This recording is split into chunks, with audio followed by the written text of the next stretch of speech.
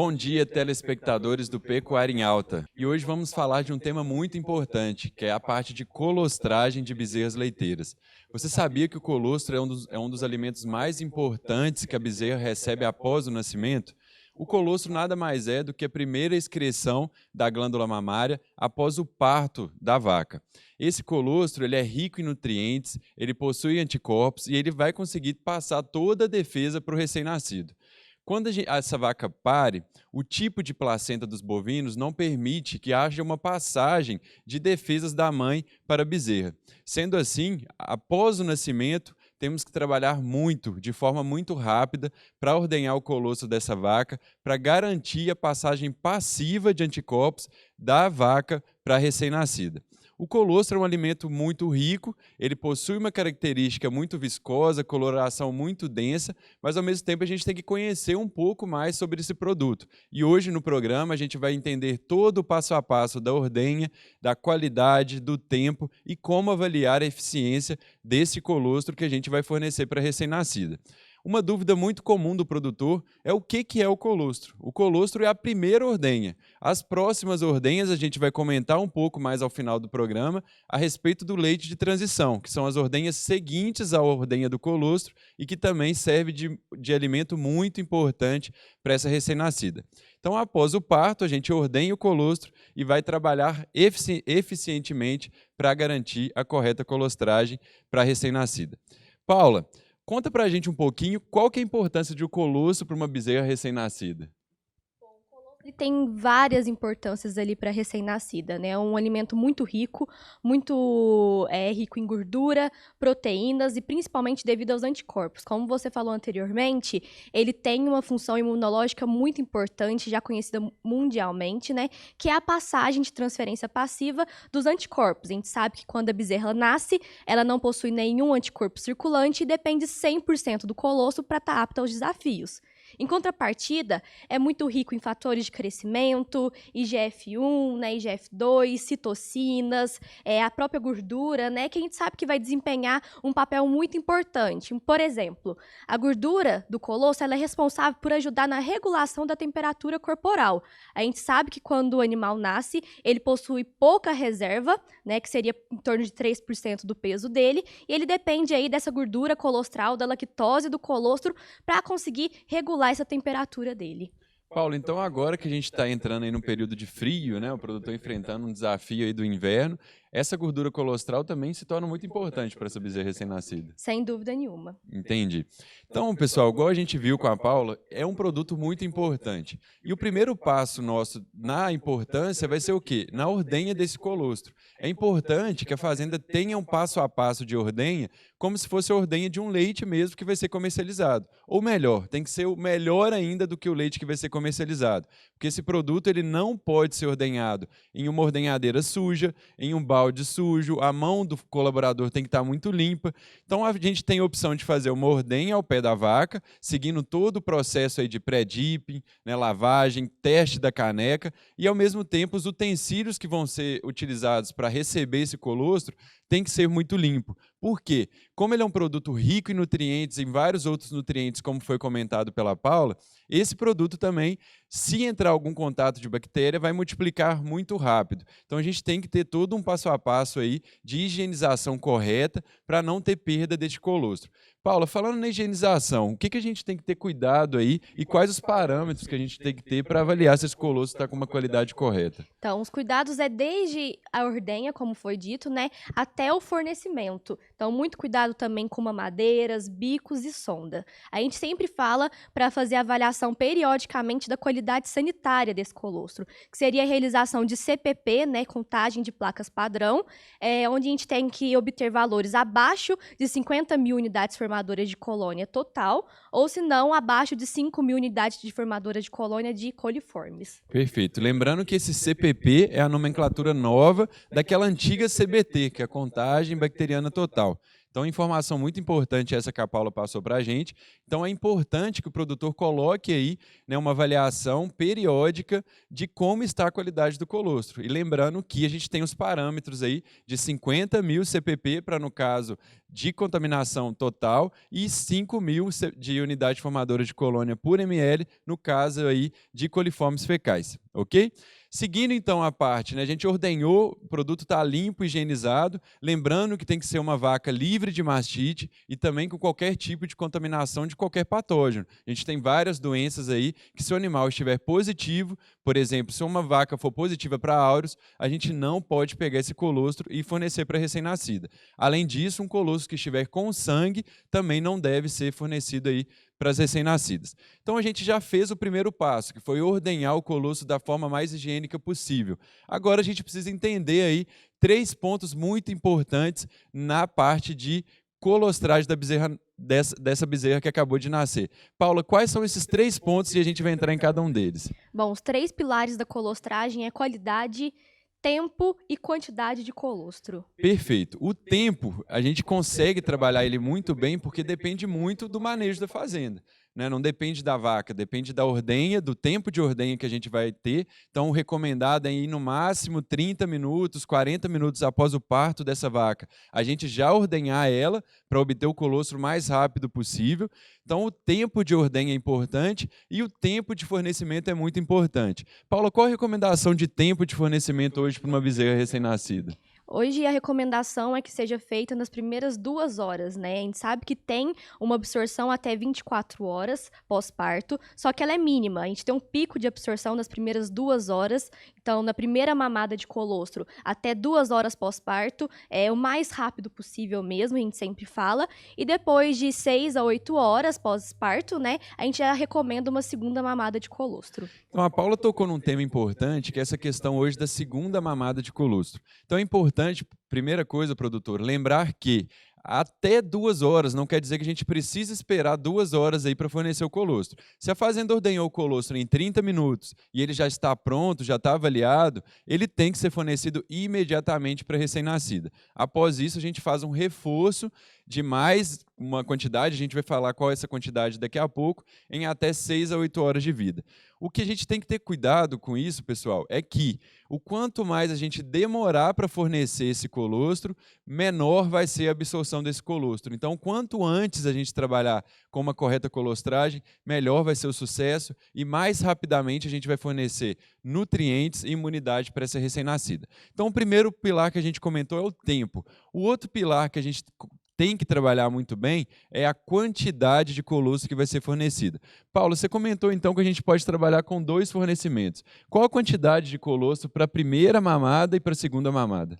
Bom, para a primeira mamada, a recomendação é que o animal receba 10% do peso corporal dele.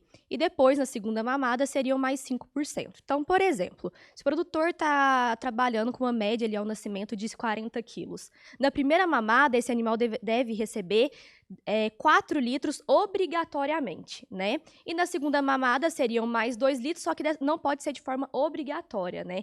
Vai fornecer para a bezerra e se ela tomar, ok. Se não tomar, não pode ser forçado. Paulo, você comentou então dessa questão de fornecimento. Hoje a gente tem 2 alternativas. Ou a gente trabalha com a mamadeira, ou a gente trabalha com a sonda. Quando a Paula fala da questão da obrigatoriedade na primeira mamada, quer dizer que se a bezerra não mamar na mamadeira, a gente vai ter que passar uma sonda. Essa sonda esofágica que a gente trabalha, é importante que o colaborador que vai trabalhar esteja bem capacitado para evitar uma falsa via e levar esse colostro para um compartimento errado. A gente quer colocar esse colostro aí, né, no rumen do animal para ele seguir o processo correto até chegar no abomaso. Caso a gente passe por uma falsa via, esse colostro pode ir para o pulmão e gerar muitos danos para a recém-nascida. Então, lembre disso, produtor. Se for trabalhar com uma sonda esofágica, trabalhe com um correto treinamento do seu colaborador e pode ter certeza que, se ele estiver bem treinado, vai ser uma prática muito comum. Ok? Então, colostragem na primeira mamada, pode tentar na mamadeira. Se a bezerra não quiser ingerir a quantidade dos 10% do peso vivo, a gente vai forçar aí com a sonda. Na segunda mamada, se a bezerra não quiser mamar na mamadeira, não tem a indicação aí de fornecimento de sonda, do colostro via sonda. A gente pode deixar aí a bezerra preparar para uma próxima alimentação no outro dia, na parte da manhã, e no caso, se for tentativa de manhã, deixar para fornecer esse colostro à tarde. Então a gente já falou do tempo e da quantidade. Agora vamos falar da qualidade, que é o principal ponto aí que a gente consegue avaliar a qualidade do colostro. A gente sabe que avaliar um colostro em vários pontos aí seriam somente em laboratório. Porém, a gente consegue avaliar, através de uma avaliação indireta, qual a qualidade de anticorpos que tem nesse colostro. Paula, qual a melhor ferramenta que a gente tem hoje para avaliar a qualidade imunológica deste colostro a campo? Sem dúvida nenhuma, hoje a principal ferramenta para avaliação da qualidade imunológica do colostro é o refratômetro de Brix. A gente tem ele tanto do tipo óptico, tanto no tipo digital. As duas ferramentas são excelentes, né? A diferença entre elas é que no óptico a gente precisa ter a avaliação, né? Vai ter que ter uma pessoa para realizar a leitura e avaliar o número realmente que foi marcado no aparelho. E no refratômetro digital, a gente já vai ter esse número marcado ali na tela do aparelho. Perfeito. Então, produtor, se você ainda trabalha com colostrômetro, colostro balls, você acabou de pegar uma dica de ouro. Hoje, a ferramenta mais recomendada para se avaliar o colostro na fazenda é exatamente o refratômetro. Como comentado pela Paula, ele pode ser óptico ou pode ser o digital. Para quem tem aí dificuldade de avaliação, de olhar ali no aparelho, o digital ele é muito mais prático, porque ele vai te dar uma leitura como se fosse um computadorzinho. Ele te dá o número exato ali do Brix. Então, para a gente entender a ferramenta, ela é uma ferramenta que utiliza aí uma leitura do tipo Brix e o produtor tem que entender um pouco os valores, né? Hoje, a recomendação do padrão ouro é que o colostro seja fornecido com, no mínimo, 25% de Brix. Antigamente, a gente trabalhava com 22% de Brix, mas dados mais atuais aí da avaliação do Alta Cria, que é um programa da Alta feito aí há mais de 4 anos, vem demonstrando que os 25% de Brix se torna aí um valor excelente para o produtor trabalhar, conseguindo aí melhores eficiências de colostragem. Além disso, quanto maior o teor de Brix de um colostro, maior é a quantidade de anticorpos, melhor é a qualidade que a gente está fornecendo aí para esse animal. Paula, esse valor aí de 25% de Brix, ele deve ser fornecido na primeira e na segunda colostragem? Isso mesmo, na primeira colostragem, né, 10% do peso corporal de um colostro de alta qualidade, né, excelente, acima de 25%, e na segunda mamada seriam aqueles mais 5% do peso corporal, também de um colostro de excelente qualidade. Ô Paulo, e uma dúvida aí para o produtor que às vezes nunca ouviu falar desse equipamento, do refratômetro, como é que ele, vamos imaginar no óptico, né, que vai ser o mais utilizado aí na maioria das fazendas. Quais os cuidados que ele tem para utilizar esse equipamento aí? É fácil, o colaborador consegue usar no dia a dia? É muito fácil e eu sempre falo que é uma ferramenta fundamental para dentro do bezerreiro. Ele vai desempenhar várias funções ali naquela instalação, né? E o custo-benefício é muito bom. É um cuidado que o produtor precisa ter, o colaborador precisa ter, é quanto à calibração desse equipamento. Então, a calibração do refratômetro, ela deve ser feita toda vez que for utilizar, com uma gota de água destilada. A gente vai colocar essa gota no prisma do aparelho. Então, a gente fecha a tampinha e sempre olhando em direção da luz, a gente vai ver que marca uma margem azul e uma margem branca, né? Onde as duas se encontram com a água destilada, tem que estar exatamente no ponto zero.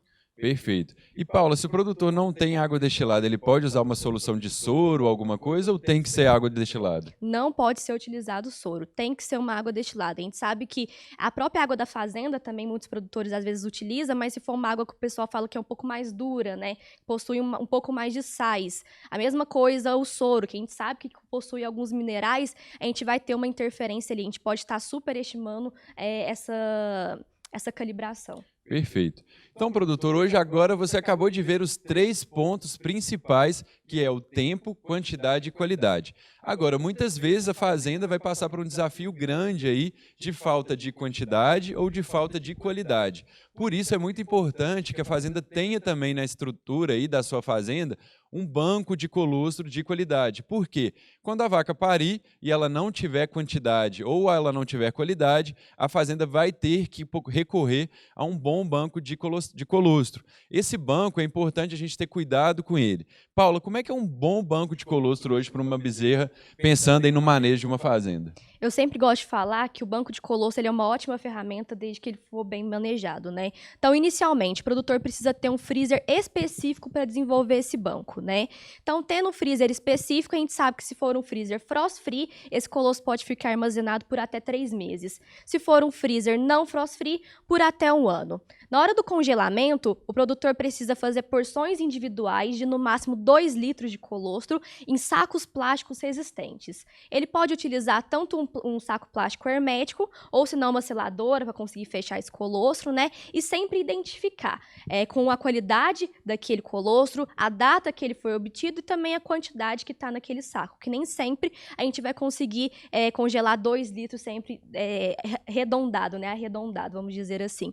Então, é muito importante essa questão do congelamento, seguir todos esses passo a passo. Ô Paulo, e a gente rodando, fazendo, é muito comum a gente ver a garrafa PET funcionando aí como um utensílio de armazenamento desse colostro. Você acha que a garrafa PET é uma ferramenta aí, é um utensílio que poderia ser utilizado pensando que ela tem 2 litros, que iria facilitar a vida do produtor, mas e aí, ele pode utilizar essa ferramenta? Não pode utilizar. A gente sabe que muitas vezes aquela garrafa PET ela já foi utilizada anteriormente, ela é de difícil higienização, e um outro ponto é que ela tem pouco contato com a superfície, né? Então, de modo geral, ela vai demorar mais tempo para congelar de uma forma inteira, né? E também na hora de descongelar, o descongelamento dela também vai ser lento. Então, é só a gente pensar numa garrafa d'água que a gente esqueceu no congelador. Ela vai demorar para congelar aquele meio, e na hora de descongelar vai ficar aquela pedra de gelo ali no meio. O mesmo acontece com o colostro. E aquele colostro que já está na temperatura quase ambiente, o que vai acontecer? A gente vai ter crescimento bacteriano. Então, quando a gente fala de garrafa PET, a gente está perdendo muito em qualidade sanitária.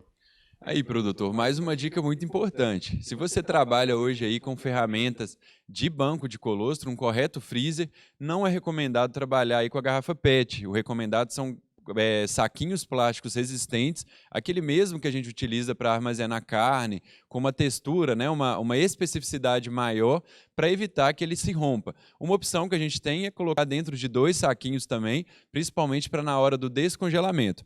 Por falar em descongelamento, a gente tem que ter muito cuidado com o descongelamento desse colostro que vem do banco. O recomendado é a gente não ultrapassar aí 45, no máximo 50 graus da temperatura da água, para evitar que ocorra perda de todos os nutrientes e aí ocorra aí uma desnaturação das proteínas, fazendo com que aquele produto que a gente acabou de ver a importância dele, perca toda a importância nutricional e de imunidade para essa recém-nascida.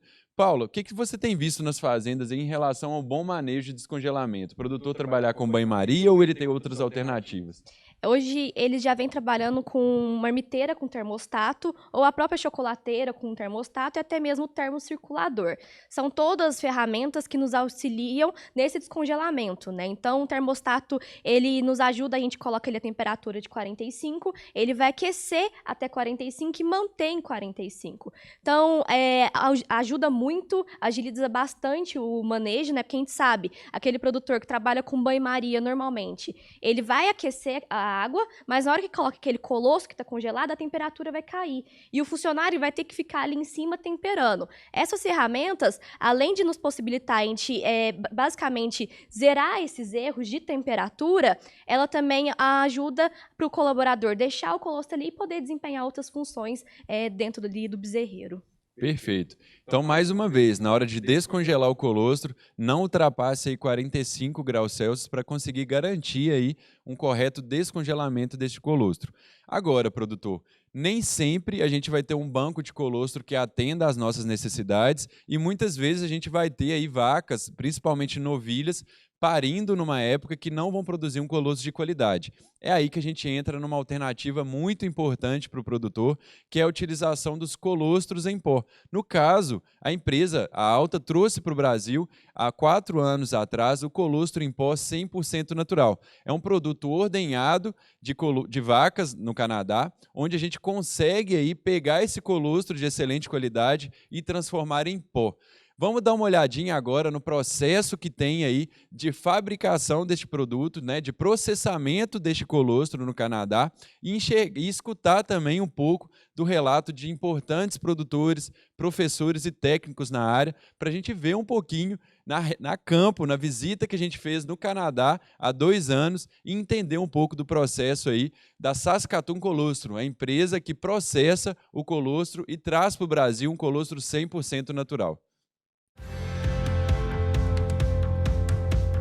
Quando a gente está no Brasil e começa a ouvir falar sobre colostro em pó, a gente fica imaginando de onde é que vem esses colostros, quem é que está vendendo esse colostro? Será que isso realmente existe, né? Essas pessoas que vendem, e quando você vai numa fazenda de 300, 400 vacas e ele vende todo o colostro dele e opta por comprar o colostro em pó para facilitar as rotinas dele, os manejos deles, e você vê os bezerros vivos, os bezerros se desenvolvendo, você pode dizer com segurança, realmente funciona.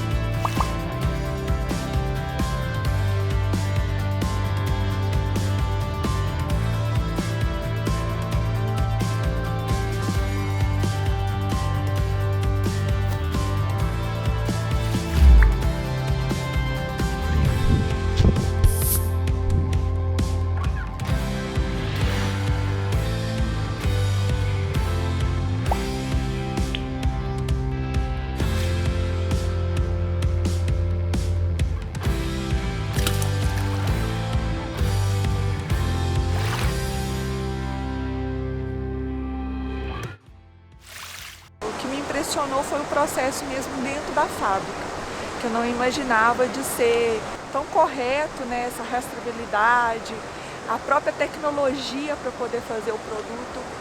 O processo está garantindo que eventuais bactérias que infectaram os colostros, né, estão sendo esterilizadas no processo de produção do colostro na fábrica, né? Então isso é o que me traz segurança em estar usando. Muitos exames dentro de experimentos científicos é feito na Saskatoon Colostrum. Isso mostra para a gente que é uma empresa muito séria, com um produto muito bom. Então o Brasil saiu na frente, como sai muita coisa, já existia pesquisa sobre isso, mas nós estamos vendo muitas fazendas utilizando como rotina acrescentar o colostro em pó para melhorar a qualidade do colostro. Não é fácil hoje para uma fazenda produtora de leite, principalmente a nossa hoje, ter todos os dias um colostro de qualidade na fazenda. Então quando chegou essa, eu acho que foi, vamos dizer assim, uma inovação nossa hoje, ter a possibilidade de usar esse colostro hoje no Brasil, é a opção que eu tenho. A vaca não deu quantidade de colostro, a vaca deu uma qualidade ruim de colostro, é uma receptora de corte. Então aonde que a fazenda recorta? Sempre é o colostro em pó. E o que a gente viu é que, primeiro, a eficiência de colostragem é igual com o colostro materno, né? O animal ele recebe a imunidade que ele precisa com essa primeira alimentação. Nós temos vários partos ao longo do ano, vários nascimentos de fêmeas e muitas vezes nós não temos uma quantidade de colostro suficiente para aquilo que a gente gostaria. Então nós não podemos descartar, vamos dizer, um colostro com uma qualidade um pouco inferior. Então nós adensamos esse colostro, tornamos ele um colostro de boa qualidade, fornecemos para dizer, sem ter problema na imunidade dela. Tem pesquisas também mostrando que a gente pode utilizar esse colostro ali no leite de transição, melhorando a qualidade desse leite de transição, para ajudar que a gente tenha menos diarreia, menos morbidade. Como que a gente faz isso? Ela tem a colostragem normal, enriquecida quando necessita é o leite colostro normal, e a partir da segunda mamada ela já começa com o leite de comum da fazenda, o leite que todos os animais vão receber. Só que o que a gente faz? A gente sabe que nessa idade a bezerra precisa de um leite mais rico em anticorpo. Então a gente está trabalhando, acrescentando 50 gramas de colostro em pó em cada mamada para aquela bezerra. E os resultados têm sido satisfatórios. Foi uma ferramenta hoje que chegou na fazenda, essencial hoje para a criação de bezerra. A fazenda hoje não fica nem um dia hoje sem ter o colostro em pó lá para as eventuais necessidades. Os produtores estão começando a entender da importância da colostragem bem feita e com isso eles estão avaliando o seu colostro, o que antes não era feito. E quando ele avalia o colostro da vaca da fazenda e que não está bom, ele se preocupa e aí sim ele vê a necessidade de usar o colostro em pó. Então a gente acredita que o colostro em pó cada vez mais vai ser inserido nas propriedades, não só apenas como um substituto total do colostro, mas também como uma ferramenta aí para mitigar problemas de qualidade, teor de sólido, quantidade, etc.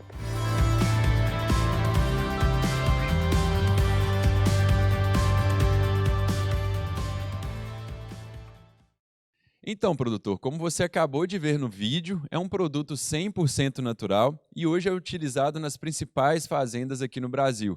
E a gente tem a recomendação aí dos principais professores. A gente viu o relato aí da professora Sandra Gesteira, a professora Carla Bittar, a professora Poliana, relatos da Fazenda Colorado, do Eudes Braga. Então, pode ficar tranquilo que, se você necessitar utilizar um produto de qualidade, pode confiar no produto 100% colostro da Alta, que a gente vai estar, com certeza, te ajudando e te auxiliando. O importante é a gente saber utilizar esse produto da melhor forma. Paula, quais as formas de utilização que a gente tem hoje para trabalhar com esse produto aí dentro da fazenda?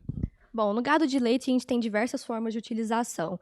O enriquecimento é o mais utilizado hoje em dia, né? Que seria basicamente a gente pegar aquele colostro de baixa e média qualidade imunológica e transformá-lo em uma qualidade boa a excelente, né? Então, é uma receita de bolo. Seriam 15 gramas de colostro em pó misturado em 1 litro de colostro fresco ou descongelado. Então, por exemplo, você, produtor, acabou de avaliar a qualidade imunológica do colostro no refratômetro de Brix. Observou que deu 24% e o recomendado é trabalhar com no mínimo 25%, você deve colocar 15 gramas de colostro em pó e 1 litro de colostro fresco congelado. Se for 2 litros, seriam 30 gramas, 3 litros 45, 4 litros 60, sempre multiplicando pela quantidade de litros. Uma outra forma de utilização do colostro em pó é como suplementação, muito utilizado em fazendas que não tem aquele manejo noturno, né? Mas acaba que fica uma pessoa ali por conta da segurança da propriedade, viu o animal nascer, é só misturar um pacote de colostro em pó em 1 litro de água potável e morna e fornecer logo pela manhã, né, na hora que retornar realmente as atividades ali dentro da propriedade, fornecer mais 2 litros de colostro para esse recém-nascido ali no mínimo. E também tem a substituição, que é para aquele produtor que está com algum problema na qualidade sanitária daquele colostro produzido na fazenda, né? Então ele pode utilizar o colostro em pó em 2 pacotes diluídos em 2 litros de água potável e morna e fornecido para a recém-nascida tanto na mamadeira ou na sonda em caso de necessidade. Então, produtor, você vai ter um produto aí na sua fazenda que vai te auxiliar da melhor maneira possível. Só relembrando, né, a Paula comentou excelentes formas de utilização. Hoje, basicamente, a forma mais utilizável do produto é através do enriquecimento. Então, você consegue pegar o seu colostro de 20%, 22% de Brix, enriquecer ele para chegar a 25% de Brix ou tornar ele aí entre 27% a 30% de Brix. Uma coisa muito importante é que esse colostro que foi enriquecido, ele pode ser imediatamente fornecido para as bezerras recém-nascidas ou ele pode ser congelado. Então você vai ter um banco dentro da sua fazenda, um banco de colostro já padronizado com no mínimo 25% de Brix. Então fique atento, porque tem períodos na sua fazenda que você vai necessitar de um produto auxiliar que vai te auxiliar a corrigir a qualidade ou, em muitos casos, se tiver uma concentração grande, por exemplo, de partos de receptoras, você vai precisar de quantidade. E uma forma de atender essa quantidade é exatamente fornecendo aí um colostro em pó diluído em água, caso seja necessário substituir. Seguindo para a nossa sequência aqui, eu comentei que após o colostro a gente trabalha com leite de transição. E uma forma da gente conseguir criar um leite de transição dentro da fazenda, quando a gente não consegue ordenhar o leite de transição, que seriam as 2ª até a 6ª, 8ª ordenha da vaca após o parto, seria através aí da criação do leite de transição. Paulo, como é que o produtor pode criar o leite de transição dentro da fazenda? O produtor pode criar esse leite de transição utilizando colostro em pó, né, que seriam 100 gramas do produto dividido por aleitamento. Então, se for 2 aleitamentos, seria 50 gramas em cada aleitamento, misturado no sucedâneo ou no leite limpo. E isso o produtor vai fazer por quantos dias? Do 2º dia até o 5º dia de idade do animal. Então, pessoal, o leite de transição ele é um alimento muito importante após a colostragem. Você deve estar se perguntando, mas a absorção de colostro é somente nas primeiras 24 horas. Correto. Porém, o fornecimento do leite de transição, seja ele o leite de transição ordenhado da vaca ou o leite de transição criado através da mistura do colostro em pó com leite ou do colostro em pó com sucedâneo, vai garantir ainda um pouco de anticorpo, gerando uma proteção local intestinal da bezerra recém-nascida, além de fornecer vários nutrientes importantes ali para o sistema digestivo e para o sistema enzimático dessa bezerra que está ali nos primeiros dias ainda de vida. Então vai auxiliar muito aí a combater as principais doenças aí normais, pensando no caso de diarreia de uma bezerra recém-nascido. É importante investir numa correta colostragem para garantir o sucesso da sua futura matriz e produtora de leite da sua fazenda. Muito obrigado, agradecemos muito a participação da Paula Tiveron aqui com a gente. Tenha um bom dia e caso tenha alguma dúvida, procure algum representante da Alta, que com certeza eles vai estar apto para te ajudar no sucesso da colostragem da sua fazenda.